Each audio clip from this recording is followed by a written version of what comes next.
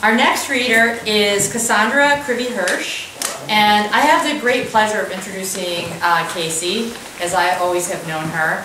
We were in a writers group together many moons ago, were we not?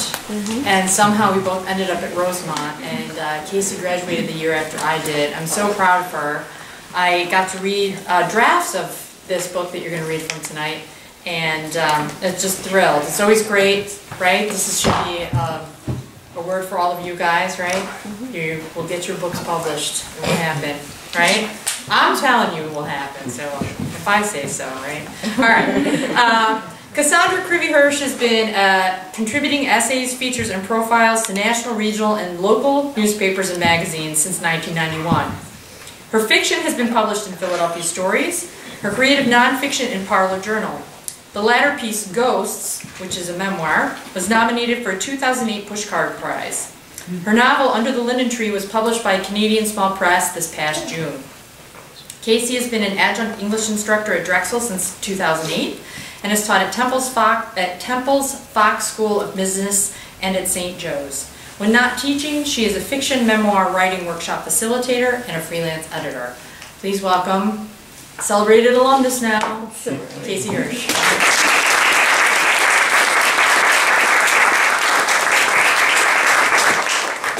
Wow, what a room. This is nice. This is really nice. And there are actually a few people in here that I workshopped with, so hello and thank you. And I'm probably going to need to hydrate and all kinds of stuff. All right, so in terms of just a little bit of explanation for the way I'm reading. I'm just reading some entries from part 1, so as not to spoil anything for anybody else. And also, the prologue is written in the present, and it's written by a man who inherited this house from his great-grandmother, who is the narrator of the novel. It's a journal. And just so you know, it took me a really long time to write. So don't feel bad if that's what you're doing. And actually, as I read, I will just name the date and the year for the first one, and then thereafter just the date, not the year.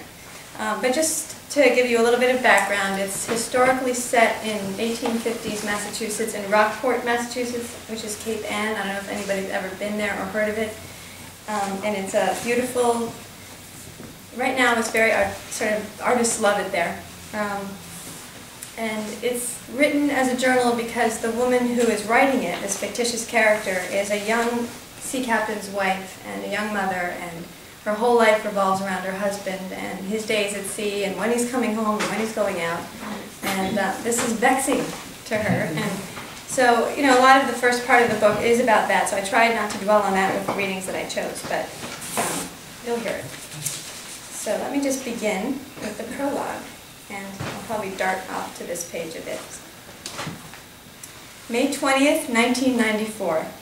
Dear Stephen, glasses. Thanks for your willingness to look these over. I know we've talked about the journals before, but I never got around to showing them to you. I've now sold the old house, and my great-grandmother's stuff is about all I've brought to the little condo in Pigeon Cove. You know I don't like my surroundings too busy. These are copies, by the way. Seems I'm attached to the originals. I understand you think there might be some public interest in these pages. We'll see what you think when you actually read them. Maybe you're right. Maybe people will relate to the idea of life not always turning out the way we think it's going to.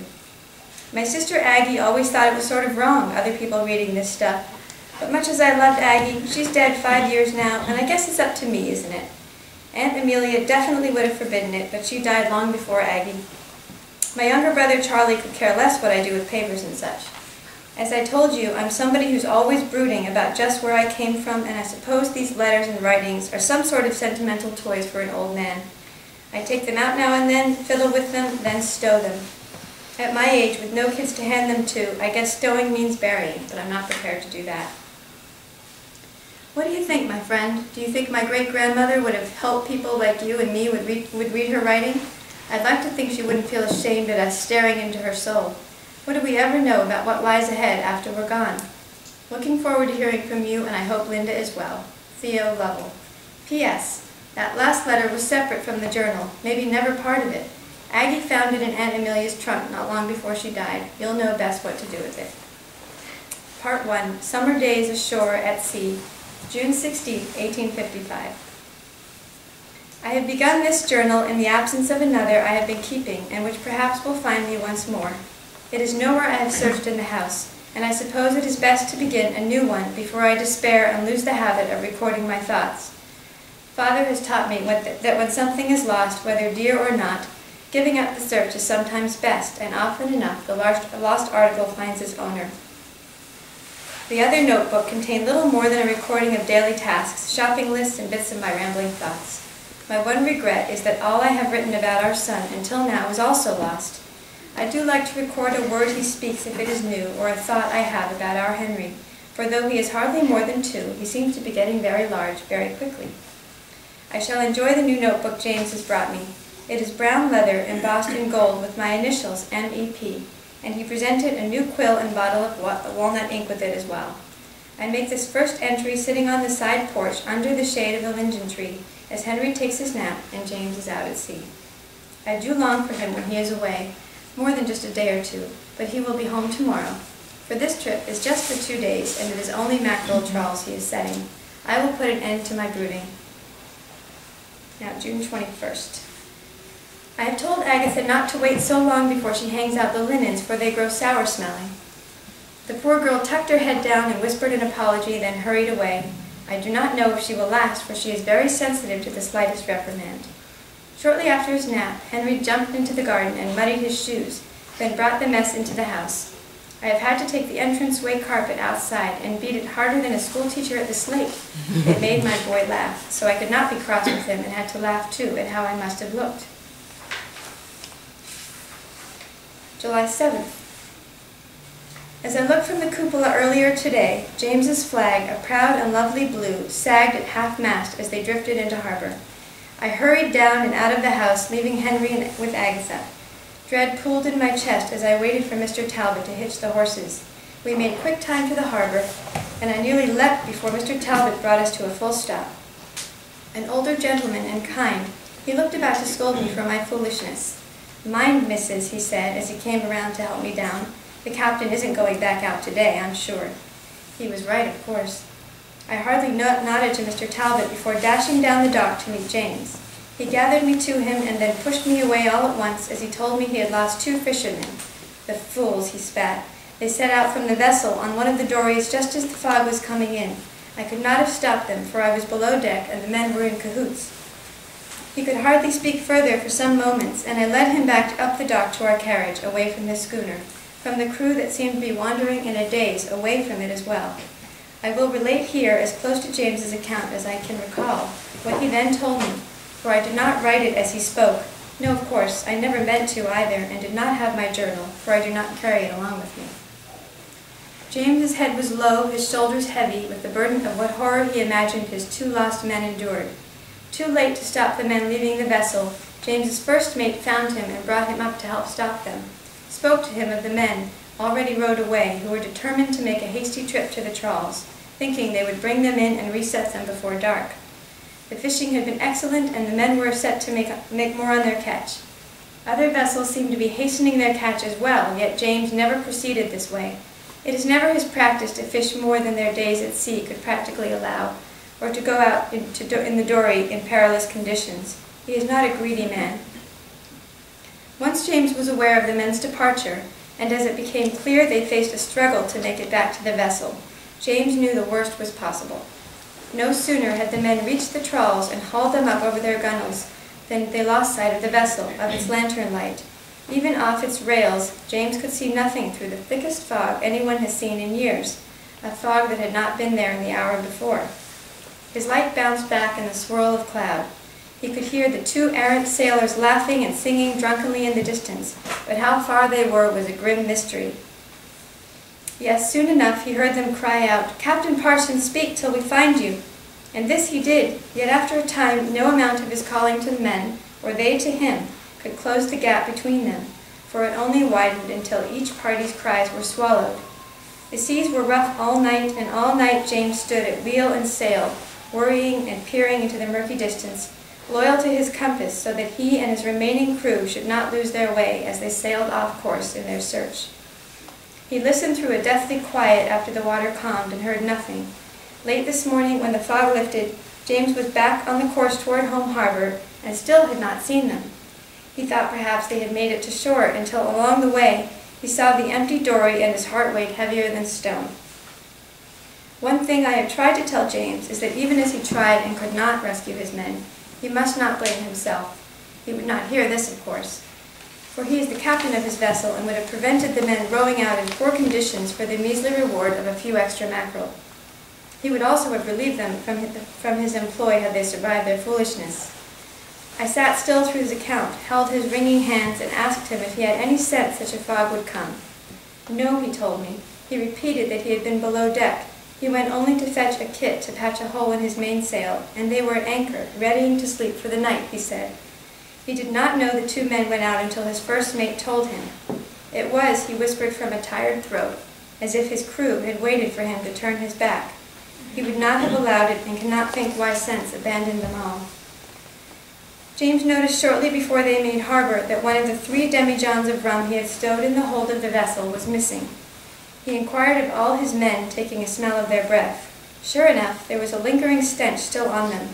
Then his first mate, whose breath was clean, spoke up and said he was sworn to secrecy when the 2 men left the vessel, threatened with a dousing of fish oil and a ransack of his possessions if he spoke of their pilfering the rum or of their leaving the vessel before they could make their exit.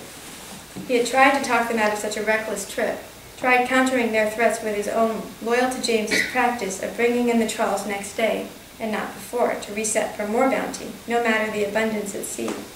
His first mate was just as stalwart on this point, which James had once mentioned was the reason he trusted the man to take the helm if he could not. James has no tolerance for greed on his ship, and he has sworn his sailors to the same ethic, promising them they will not go hungry sailing with him. He has kept that promise. When the first mate reminded the men of their captain's ethic, they laughed at him, thinking themselves clever to collect and reset trawls to bring in more catch, and thus more money, before returning to harbor. They said they had done quite enough watching from the rails as other vessels made hasty resettings. All the men were promised an extra take from the late-night foray, and had been sworn by the now doomed men, Matthias and Caldwell, to be tight-lipped. James now fears that his more honest crewman, one Theodore Abel, will be forever tormented by any shipmates he encounters after today. A capable sailor and fisherman, he would like to keep Mr. Abel on his vessel, even knowing the man may suffer worse than ridicule for betraying a foolhardy trust. I did not ask too many questions of James, letting him tell the story as it occurred to him, afraid he might cease if I were to open my mouth to urge him forward in his telling. For it has been years since he felt free to speak this way. Yet I had the terrible impulse to inquire after the expression worn by the guiltiest of the deceivers. Liars, my father taught me early in my capacity as employer to a housemaid, even a perfectly guileless one as Agatha, if she were endeavored to lie, look away from those whom they will try to deceive. Wrapped to his tale, I thought still how foolish men can be in tolerable, unexpected ways. But I do not know how men can watch as their shipmates endanger themselves. I would have told my captain and put an end to the tomfoolery before it began. Fish oil or not. What sort of threat is this? Are they not slippery and reeking with fish from wake to sleep? Unable to curb the notion, I said as much to James. For a moment he seemed cross, then offered me a sorrowful smile and said that while it is an admirable quality in a woman to want to avoid trouble, it is more in the nature of men to invite it, and that the enjoyment of it is often in the conquering, depending upon the circumstances. Of course, I argued that to invite such trouble is one thing, to be conquered by it, as these men were, is quite another. I held fast to my opinion, to which he replied, putting an end to the conversation, that while my notions are noble, they would not win me a place on his vessel. The men's bodies were recovered only a day after some of their clothing and a boot washed ashore, their souls soon after put to rest. All this within the week of their being lost at sea. Mr. John Caldwell was 38 years of age, and leaves an elderly mother and no wife. Mr. Ike Matthias, a younger man of 29, leaves a wife and 3 small children, all under the age of 10, and no parents who have come to claim him as their drowned son. I will take the women foodstuffs and make known to all who would care that these families will need assistance. I have already approached ladies from the First Congregational Church and hope to see good works performed as early as tomorrow. I plan to make a visit in the morning. Agatha will watch Henry, and I will give her little else to distract her. A couple more. July 16th. I am, I admit, a scowling, jealous girl. How can one be envious of the ocean? After years of marveling at its powers, I have come to understand that it can soothe and excite a man, vex and beguile him. And yet, a sailor possesses a heart, so must he not always desire a woman to give him what the sea cannot possibly? For though it sings and whispers, its embrace is never as warm as that of a wife. One might say it is deadly. This brings me back to my fits of unease, though it seems foolish now to see it written here. Mother would recoil at the sight of me. Did I not marry this man as much for his love of the open waters as for his long understood love for me and mine for him? July 24th. When James is attentive to me in the dark of our room, with our son soundly sleeping and Agatha gone home for the day, I forget all my grievances. I am melted like candle wax when he turns to me in our bed and presses his warm mouth onto mine, the lingering flavor of cherry tobacco still present, so that I too can taste it. When he embraces me in the quiet dark, his hunger wakens mine, and I have learned to love his whiskers rough at my throat, as long as they are not newly grown. It worries me that I cannot always match his ardor. I have tried to approach James to begin things, and he refuses me. It is always at his urging that we come together, and if I am not immediately of a mind to return his eagerness, distracted as I might be from the day's events, it is my will to please him that moves me forward. His lovingness after is wondrous, for he holds my head against his chest, the fingers of one hand tracing my ear, moving through my hair, his other hand making small patterns on my back and shoulders. Before long I will want to have him all over again, and he will turn to me. We have hoped for another child to join Henry, and have thus far not been rewarded. Perhaps our boy is to be our only blessing after all. Perhaps, too, I ought to learn from Mrs. Glauclin's insightful little tales and not want so very much. That's it.